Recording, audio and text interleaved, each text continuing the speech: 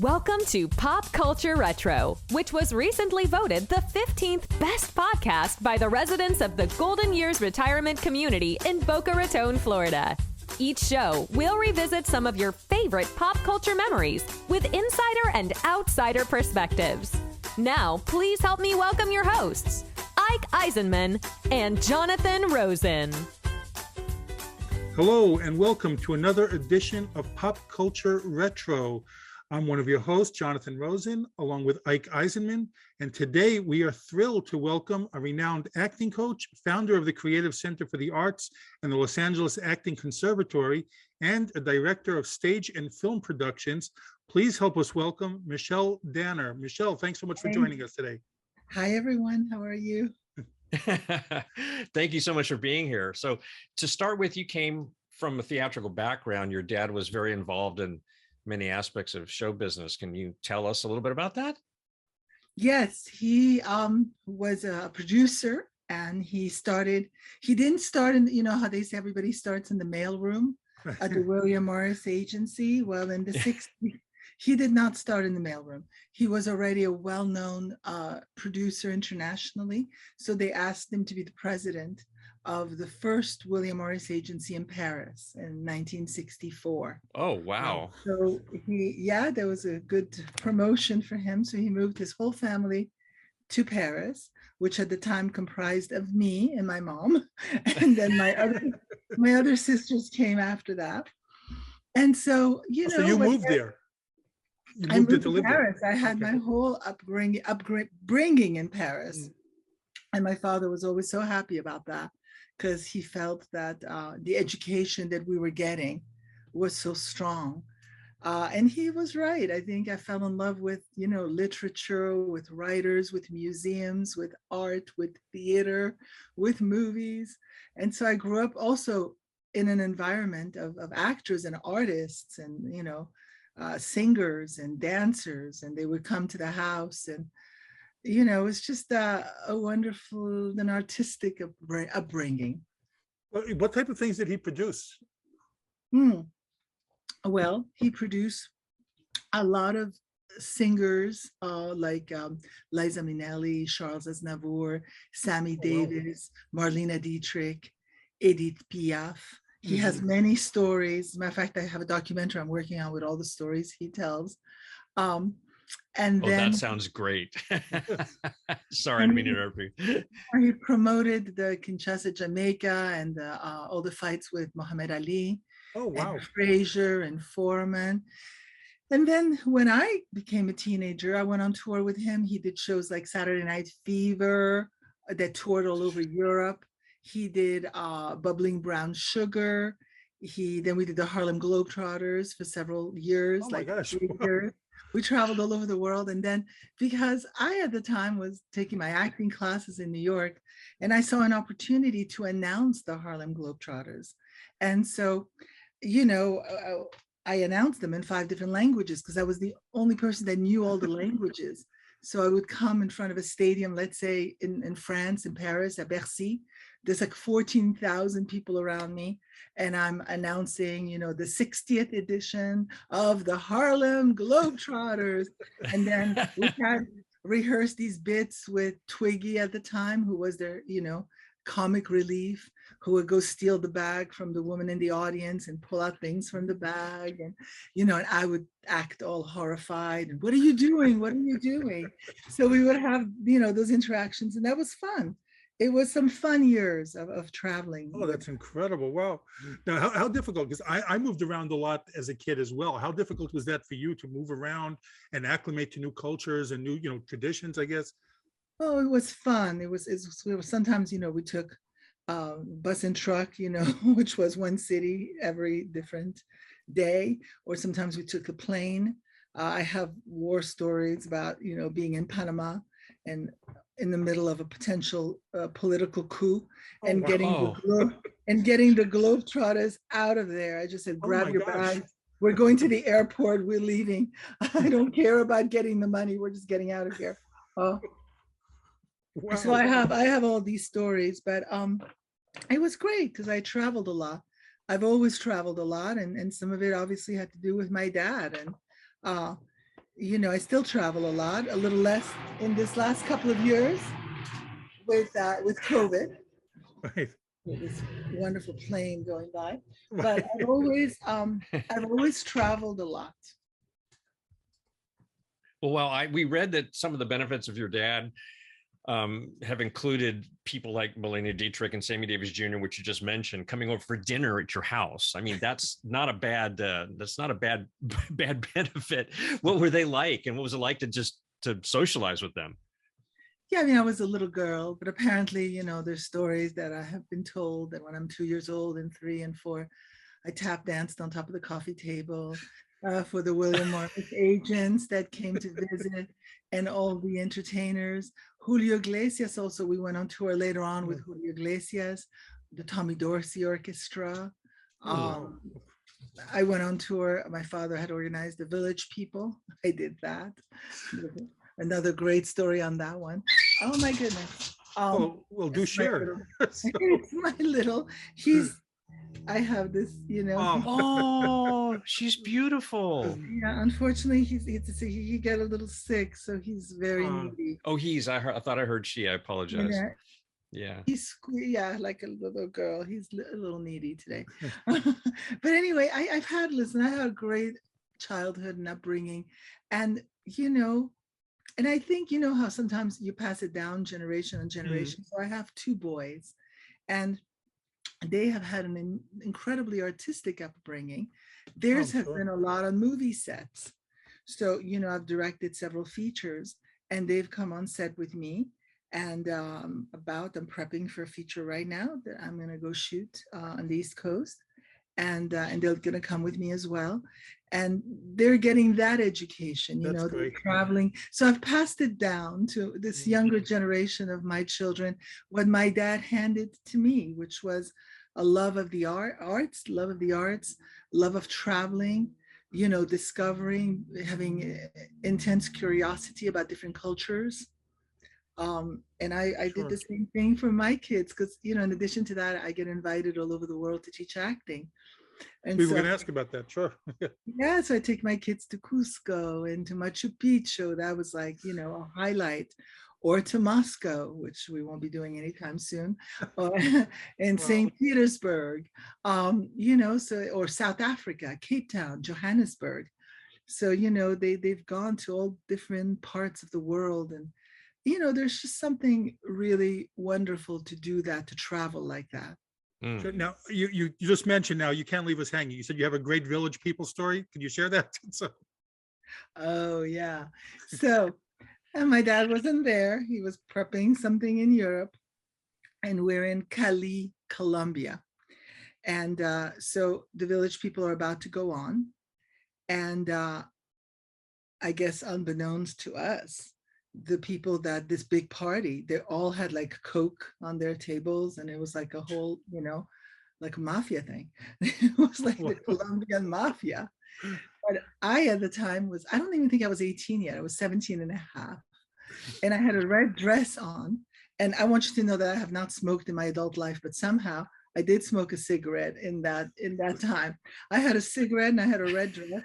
And basically I told them that if they didn't pay us, the Village People were not going to go on. They were not going to perform. And they had to pay ahead of time. And I know we'll pay after they go. We'll pay you after. And I said, no, doesn't work like that. You've got to pay ahead of time before they perform. And they took me into a room with like 4 guys with big, I don't know what they were, AK-47s or something dangerous. And they basically tried to intimidate me. But I was, that's the ignorance of youth. I stood my ground. I mean, like I said, they have orders not to go on if I don't tell them. And if I don't go back out there, I said, I must have seen some Barbara Stanwyck movie or something to inspire me. But I was like, nope, no do, you pay or there's no show. Oh, wow. And they paid. They ended Oh, up paying. I was so like, I don't know what I was. I didn't realize what was going on. Like I hadn't seen Narcos, and I had yeah. well, of course, Narcos wasn't happening then. I didn't see what was it, the Al Pacino movie that I love, Scarface. Oh, Scarface. Scarface. Yeah, Yeah. exactly. Yeah. Oh So it dear. was really like, but it worked. It Oh, worked. good for you. Wow, that is a Well, great that's story. amazing. Now, I just want to know, when you were growing up now, how jealous were your friends? Were like, okay, I have to go have dinner with Sammy Davis Jr. now. Bye. you know. Well, I've always, even now in my adult life, I've always, had friends, artists, well known, less well known. I mean, it doesn't matter, artists. And Mhm. I've always, I always remember when I studied with Stella Adler, there was something that always stuck with me, is when she said that you should be able to go up to anybody in the world, introduce yourself, say, hi, I'm an actor, I'm a writer, I'm a director. Would you like to have a cup of coffee? And I've always believed that. I believe that the community of artists is very international. Mm. It's a worldwide community. And so, on that, I have approached, people, wonderful artists, well-known artists in Istanbul. I remember having, a conversation in Bogota until 4 o'clock in the morning.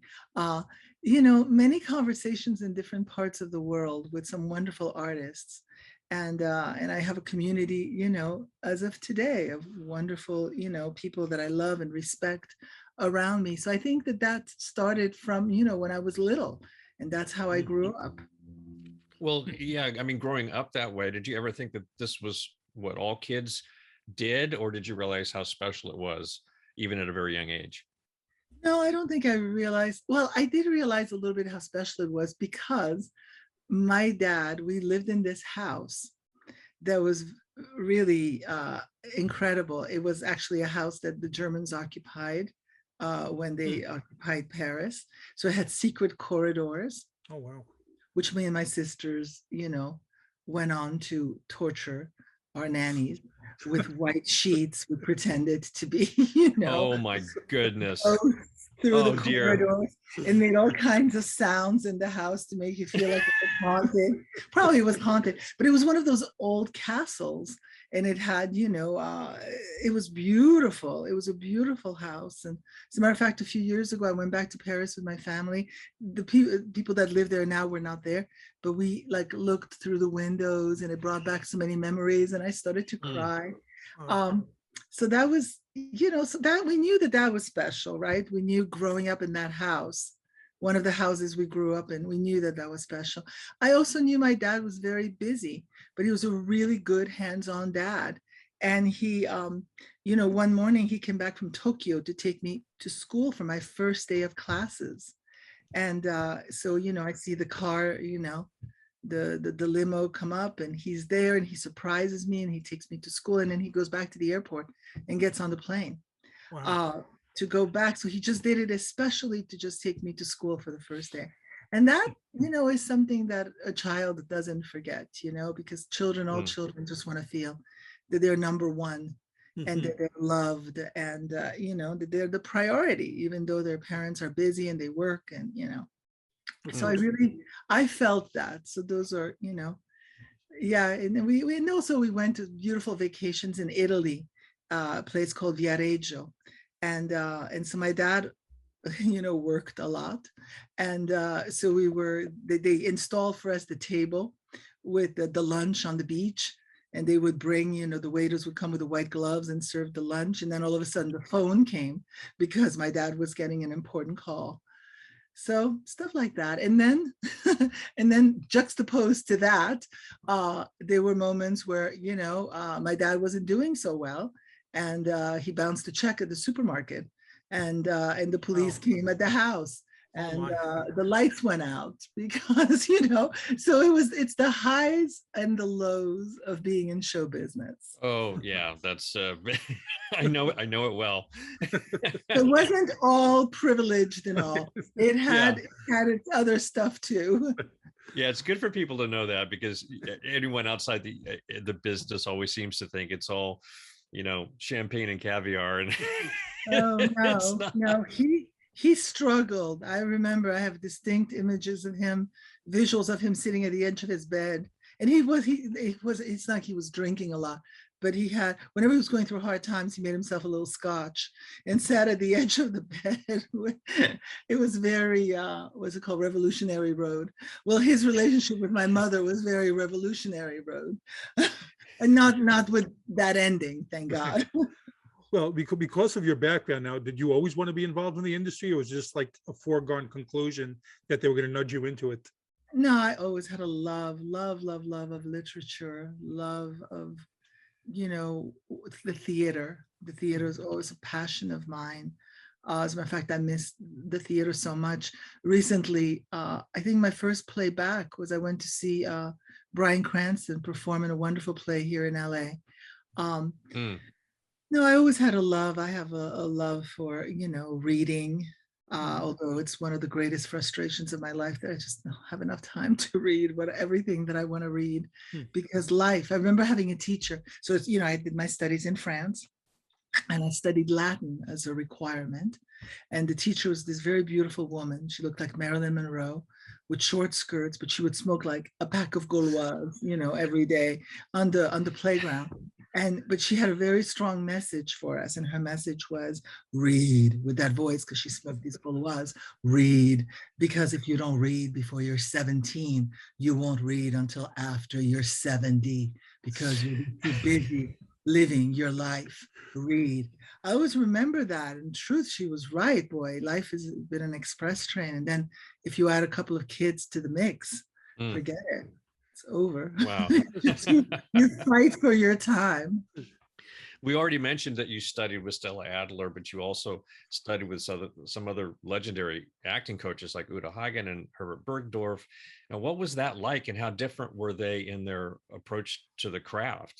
Very different. And I was so happy to be exposed to, so many different teachers, William Hickey, Austin Pendleton, some wonderful Steven Spielberg. Those were all teachers that would teach at HB Studios, down on Bank Street. And of course, Herbert Bergdorf and Uta Hagen. And everybody had, very distinct. And when I teach my masterclass, the Golden Box, I talk about in depth different techniques, Stella Adler's technique and Sandy Meisner's technique. I studied with Bill Esper.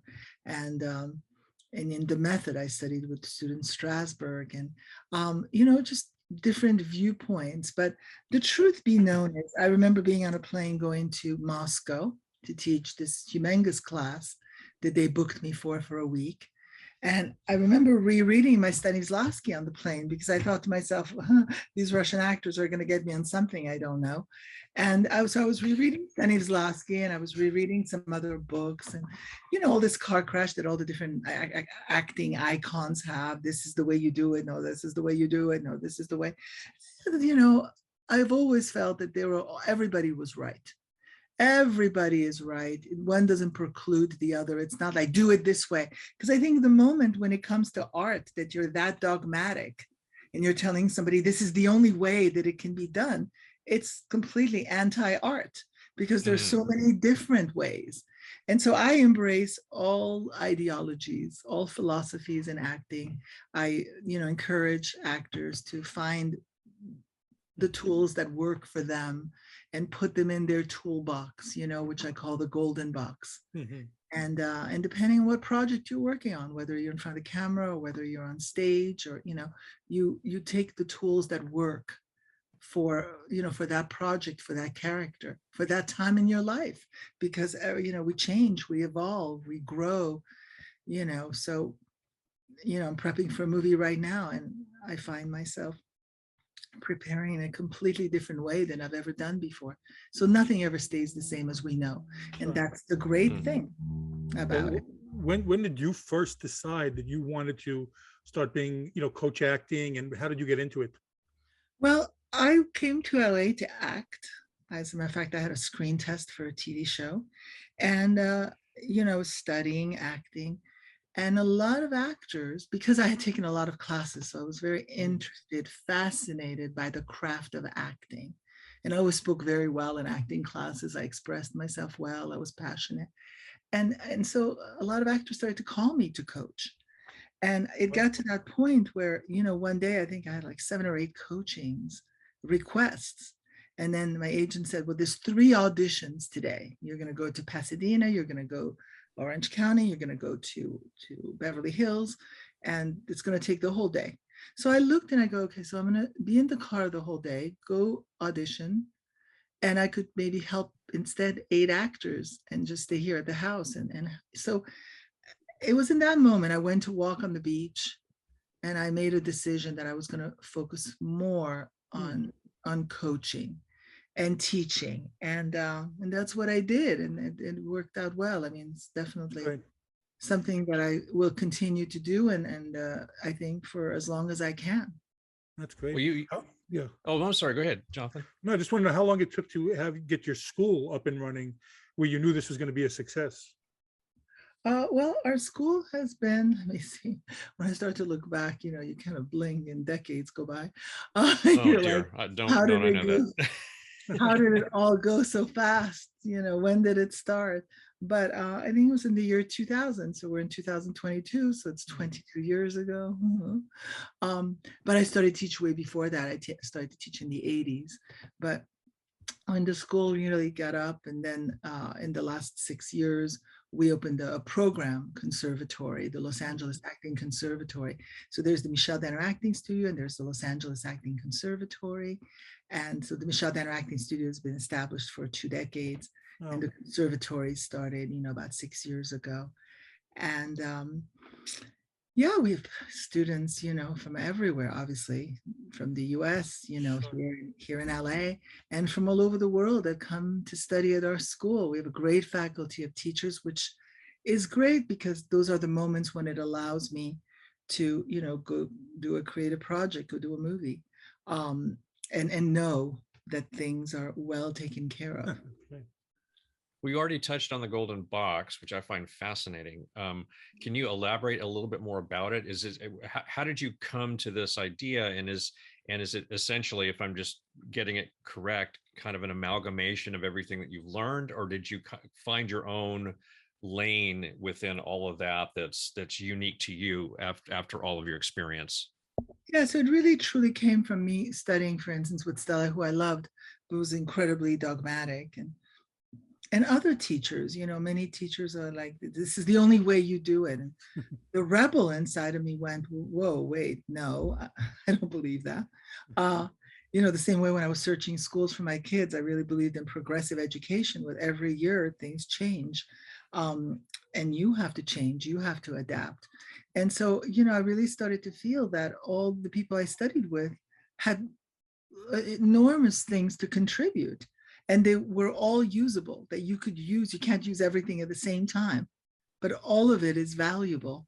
And there was never a time where I went, oh, well, this doesn't work. No, because it could work.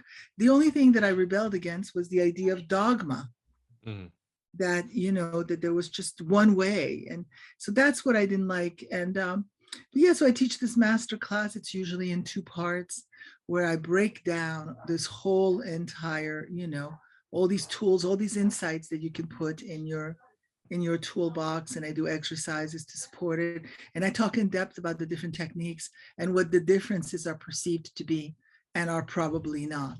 So people love this class. People say they've learned in this class more than they've learned, you know, in 4 years of college. I don't know if that's true, but I have heard that many times. I heard that many times. Now, one of the things I was reading about, you know, your acting class, you were voted favorite acting coach by backstage readers. How nice is that to be recognized, like, you know, from people that in the industry, I guess? At some point, yes, I did get a mention there. And, you know, yes, it's always better to be recognized. Not to be recognized. You know, I feel like I've had my highs and I've had my lows, and, you know, so it's all the same in a way to me. Do you know what I mean? And, you know, it's like if something, you know, doesn't work well, I never dip down to low. And if something goes great, I never go up too high. You know, I just stay in. It's all kind of the same. It's all good. Well, you started mentioning some of your students before. I was reading, you know, some of your students have included Henry Cavill, Christian Slater, Salma Hayek, Penelope Cruz, among many, many others. Any particular stories that stand out with any of them? Well, you know, I loved, and especially in, in what happened recently.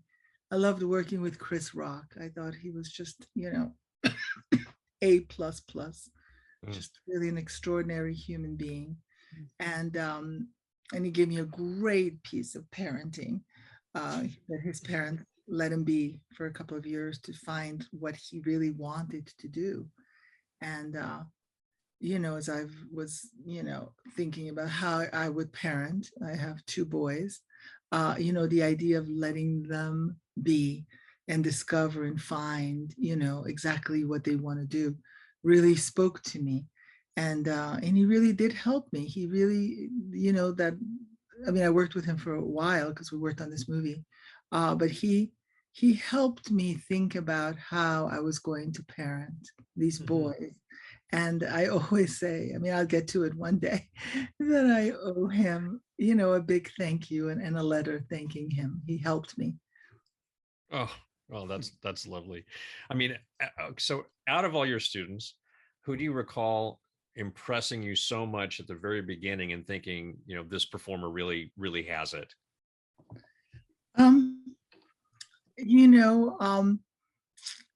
So many. The truth is that so many. I think there's just so much talent. There's so much talent out there. And, certainly when I worked with Salma Hayek, with Penelope Cruz, but so many people, I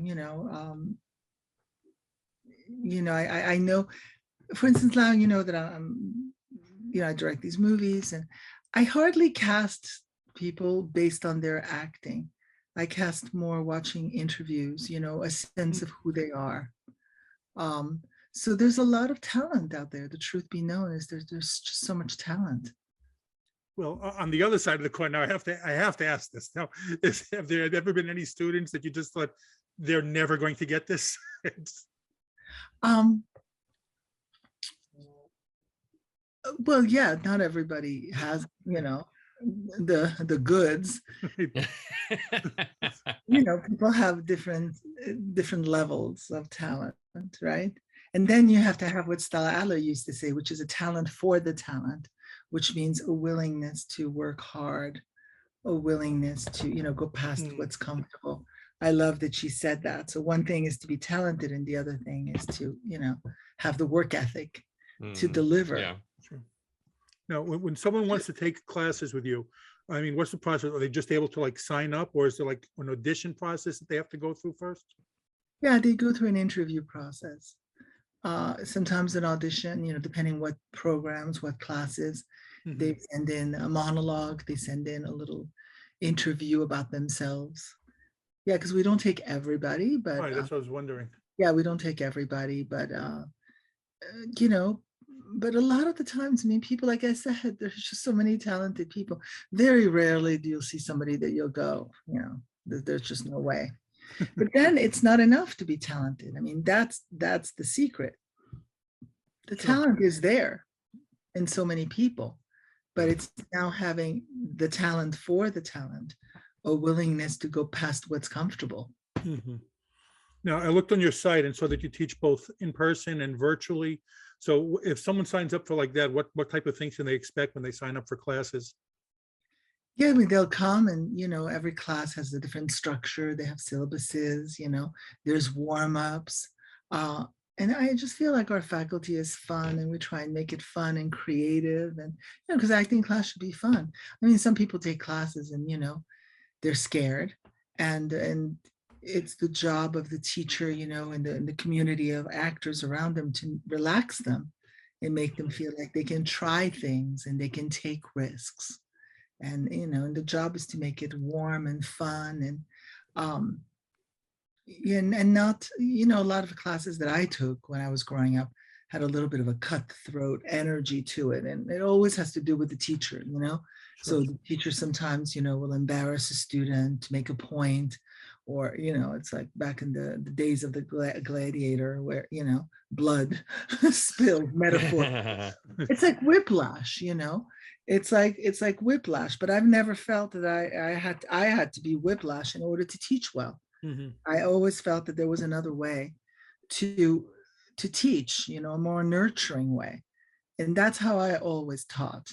I never, I never felt comfortable humiliating or putting down a student the way, a lot of teachers have in order to, then bring them up. But for me, just that doesn't work for me, that kind of teaching. Mm-hmm. Fascinating. So we read that studios sometimes hire you to come in and work with particular actors. What can you tell us about that? I mean, is that someone who's struggling with their role, or they're trying to do some work outside of working with the director, or what are the circumstances there? It depends. I mean, it has to do a lot of the times with something maybe that's challenging, or somebody that, maybe somebody that is starting out and is really perfect for the part, but they don't have a lot of technique. And so they have to learn how to do the script analysis and break down the script and create the character and make the choices in the scene. And of course, when you're shooting, there's no time for that. That's stuff that needs to happen in the preparation. And that is stuff that has to happen in the personal homework of an actor. That's what they have to bring to the table. So I help them with that. And of course, I've gone on set, but they come to me a lot of the time, and I prepare them, on one-on-one. Mm-hmm. Now, just curious, have you ever had any of your own acting teachers pop in on your classes? No, I haven't, because a lot of my classes were in New York, and when I started to teach, I took here in LA. Got it. So I brought in a lot of wonderful guest teachers to teach, but yeah. Now, you mentioned that you do seminars all over the world. Now, how did that start? I mean, people referred you, or you just heard about you and reached out? Yes, people always ask me that question. People just, there's always a word of mouth, when it comes, and I think that's how I built when I first started coaching and forgoed auditions in order to coach. There's a word of mouth, that there's a little buzz that happens. People go, oh, just great coach, go to see her. And so, that's, yeah, I mean, we're well known, our schools are well known. So people just come, which is great. We survived this pandemic, I mean, we had a lot of Zoom classes. I thought to myself, if we survived this 2 years of this pandemic, I mean, we can survive anything. I mean, we worked, I was very, very creative. I edited this movie behind me, The Runner, that ended up winning a lot of awards in the film festival. So it was an incredibly prolific time for me. I didn't stop. Yeah. Well, yeah, you just mentioned it, but we were just wondering if these seminars are done primarily virtually, or do you travel for them to work with other actors? During the pandemic, during the 2 years, I did everything on Zoom, which at first I hated and then grew to love. And then, before the, COVID started, I would fly everywhere to teach, including New York and Canada and Australia and everywhere. And since the pandemic, I have taught in person here in LA, but I haven't taught in person anywhere else. Well, now I'm curious about this. Now, coming from your dad's background, that he was involved with William Morris, was there ever a point in your life that you thought, maybe I'll do it on the agenting side instead of the coaching side? No, I never had a desire to do that. I do, however, pride myself to potentially being a good casting director. So in another life, I could be a casting director, but I think a film director has to be a casting director in some way. So I'm, always fascinated by actors. I always look up who they are, what they've done. So that's something that, I think I could have been good at. Well, now you're the founding director of the Creative Arts Center for the Creative Center for the Arts. You raised money to construct 2 theaters and the art gallery in the center. How did that come about, and how difficult was that to get going? Well, we found this beautiful place, and we built theaters and we raised money, and it was not easy. We went into a capital campaign and construction, but a lot of magic happened in 20 years. We did tons of plays, and we recently relocated to a beautiful space in Culver City, a block from Sony Studios. Hmm. And I had a wonderful mural artist paint. If you're coming from the ocean driving into Hollywood, you see this beautiful mural that says, you can't spell heart without art.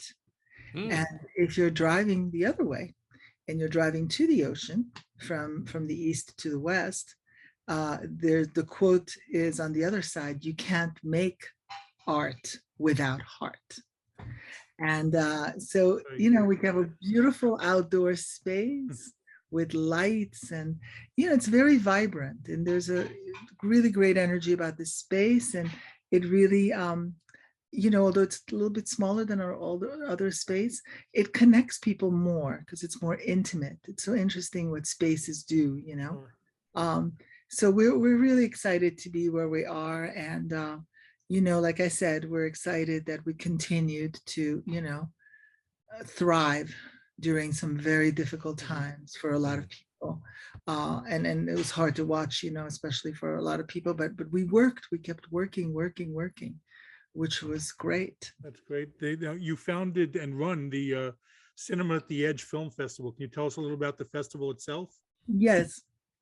It's also had like 8 years of, just a boutique film festival where a lot of movies had a chance to show their work, and distributors came and they got distribution deals and, won awards and had a chance to have a place where they could discuss their work. I love film festivals. I've gone to many. I love who you meet at film festivals, other filmmakers. I love the conversations that you have about, your own movie and other people's movies, and the support, how you support other filmmakers. So I think it's not an accident that all these film festivals are booming, but there's a lot of value in them. And Cinema at the Edge, I think, brought a lot of people together. And now that hopefully we're seeing, we're getting through this pandemic and everything, we'll, and people can start going to them again. I mean, that was another big hit in the industry. I know, because I have friends who had films that they had just finished, were just starting to hit the festival circuit, and everything got canceled, and it was devastating. It's been devastating for many people across many spectrums, but in Hollywood, I know that was particularly impactful for a lot of work. So when did you decide to get involved in directing? Well, it was a natural stepping stone, I think. It's all part of that same umbrella of storytelling. And, I wanted to stamp, what I realized is, of course, if you're acting in someone's movie and somebody else is directing, they get to sign the painting. They get to make the choices, right? If you're the one that's directing, then you sign the painting. And I wanted to be able to pick, the color palette of the movie, and, which now what I'm working right now with my team, color palette and inspirations, and, how the story is going to be told. And so it's just a natural progression in terms of wanting to continue to be, a storyteller. Well, you had a lot of interactions with Spielberg, who was also involved when you started your theater. Did he give you go to him for any advice about directing when you started? Well, it's funny you should say that. I have this great story. I didn't have tons of interactions, but him and Kate Capshaw were wonderfully generous and supported the theater in a big way. And they were the reason why we were able to do it. And it so happened that my very first movie had to go out on a date in Queens with Jason Alexander and Ron Perlman, a lot of wonderful people, Lisa Morales and Kimberly Williams Paisley and Allison Eastwood. On my way to set, it was my first day on set, I ran into Tom Hanks and Steven Spielberg having breakfast. At the time was the Montana Cafe. And I walk in to pick up a quick coffee and a donut and a muffin. And I see them and oh, Steven, you're not going to believe this. I'm on my way to set. It's my first day. I'm so nervous. And he looked at me and he smiled and he said, when you are going to direct your 20th movie, you will be nervous. That doesn't go away. And I was like, okay, then my nerves are okay. Then I took a deep breath and I went, I'm good. I can be nervous. Who were some of your influences? For directing, Yes. I love the work of Mike Lee, the English filmmaker, because of his very detailed work with actors and how he allows them to improvise and create. Um, Steven Spielberg, I have to say, I mean, especially now this movie, I'm working on this new movie, Mhm. and I've been watching Bridge of Spies. I've loved that movie. And he is definitely, one of my inspirations for sure. And I love international film, I love Fellini. Um, I watch a lot of content. I always watch a lot. And yeah, so I have lots of different inspirations. Mm. So you directed the horror film Bad Impulse, which won several awards, including Best Director at the Culver City Film Festival, which is very impressive. What can you tell us about that film? Yeah, so it was a script written by Jason Chase Terrell. It was like his baby. He entrusted me with his baby. It was a psychological thriller with horror and supernatural. And then we finished it. We did the festival circuit before COVID, but then it was released during COVID. And so I had the chance of watching it with live audiences, and people were scared. And we did like a big thing at the Chinese where it was a film festival. We also won for, I think, the grand jury or something.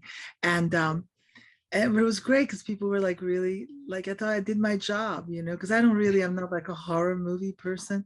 But now my son watches a lot of horror and I watch it with him. So I would say that I'm more now knowledgeable about horror, but it wasn't my thing per se. But I was lucky enough to work with Paul Sorvino for the second time. Actors like Sonia Walger and Grant Bowler. I had a wonderful cast, and I made that movie that people are like, "Oh, I'm scared." So that was fun. What about the one behind you, The Runner?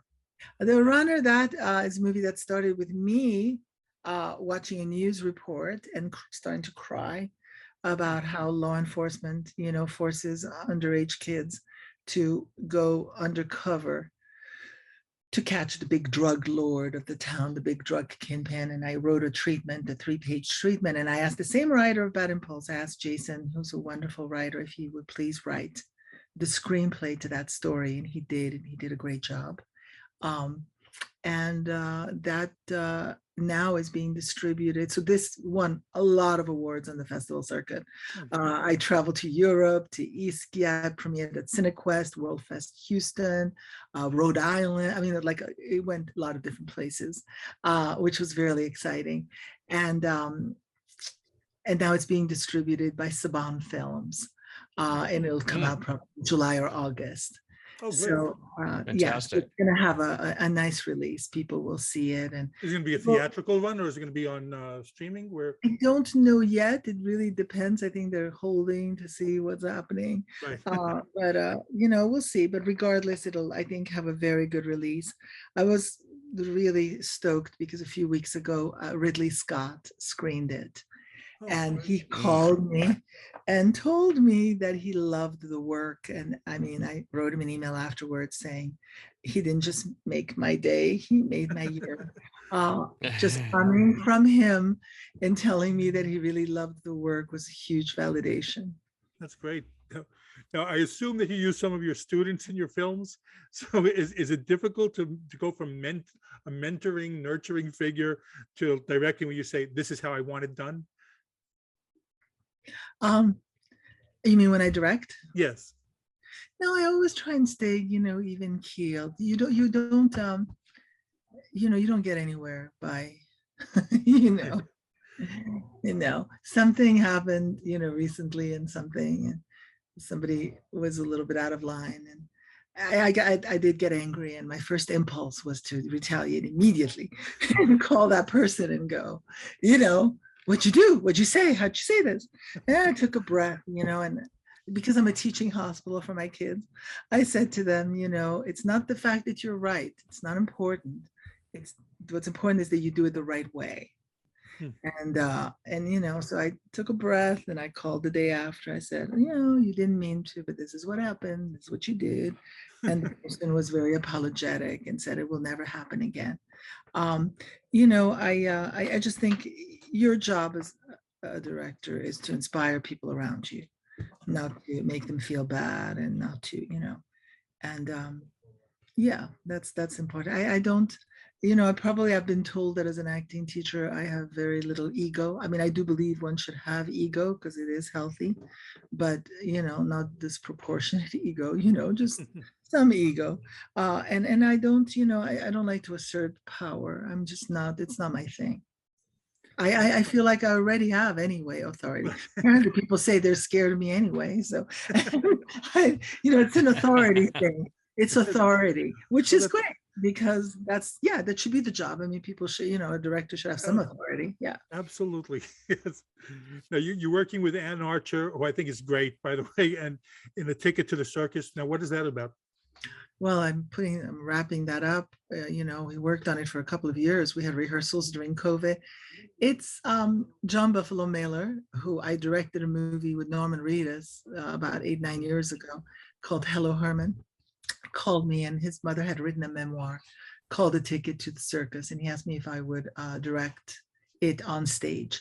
And so I called Ann Archer and I said, look at this, would you be interested in doing it? And she loved it. She loved the character of Norris Church Mailer, who was the last wife of Norman Mailer. Mm-hmm. And we've taken a journey, and we're doing it because we didn't know what was happening with COVID and everything. We decided to do it for virtual theater. It's written by Bonnie Culver, which was a friend of Norris. She did a beautiful job, and I'm putting the finishing touches on it, and it'll go virtually at the end of May. No, I'm sorry.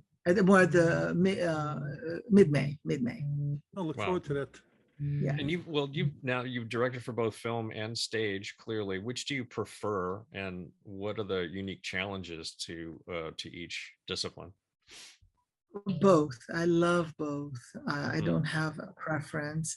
There's nothing that can, equate live theater. I love live theater, and I love making movies.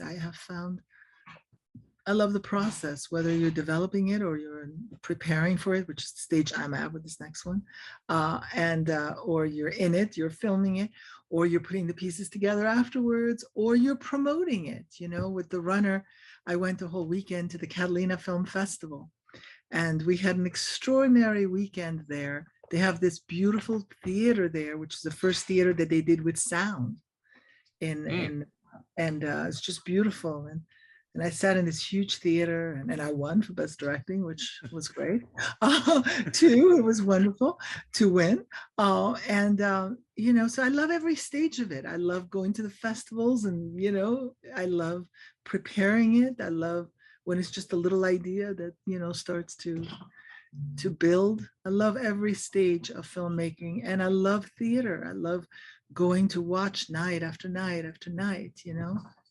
Now, you mentioned briefly a little bit before your kids are getting involved in the business now. Well, yes, my 19-year-old goes to USC. He studies theater and film. He's, quite extraordinary, and he's going to be by my side now. He's been coming on set, and my 13-year-old is also writes, and he's more of an athlete. But he's also, fascinated. We have our shows we watch together. I have different shows that I watch with different members of my family. So my dance card is very filled. Everybody fights. And right now I'm like, no, you don't understand. I have to watch courtroom drama as I'm preparing. I can't watch Squid Game, and I can't do that right now. But yeah, they come with me, on set, and they learn, and they're supportive. They're incredibly supportive. Yeah. That's fantastic. Now, I read that you're working on a book. Can you tell us what that's going to be about, and when can we expect it? And by the time it comes out, well, I didn't expect that I was going to shoot this thing. I'm going to shoot now. But I knew that I was going to shoot something. That's actually not true. But it's a book that's had a lot of process. So by the time it comes out, it's going to be very complete. It's an acting book called The Golden Box that'll have, all these tools that actors can use in different exercises. And, I fine tune it. And, I would say, well, it's going to come out. And now it's, I'm going to be very busy for the next few months, but it'll come out. It'll come out. I have a great draft of it. God, so hopefully in the next year or two. Oh, yeah. No, it definitely will. Absolutely. Yeah. Well, you mentioned that you are working on something else already. Can you reiterate that? Tell us about what it is. And I'm really excited about this project.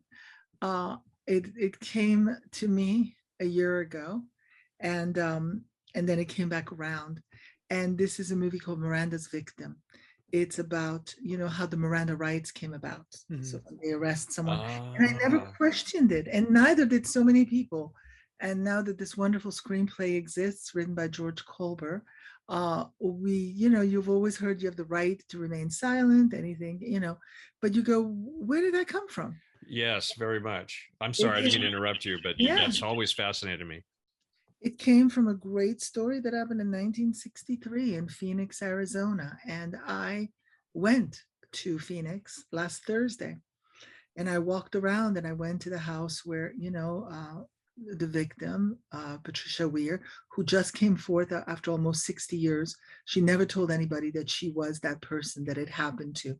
She even held it a secret from her family. And so she finally came forth, and this is her life story. This is from her unique point of view.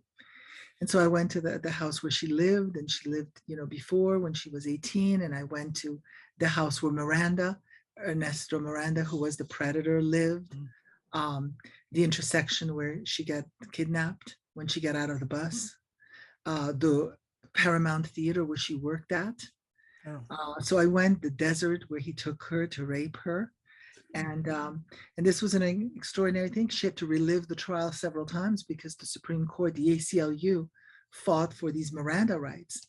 And she had to relive this trial several times. So it was like a nightmare for her. But she ultimately had a lot of courage. She was really brave, and she stood up for what was right. So it's really it's a story that you can't even believe that has not been told.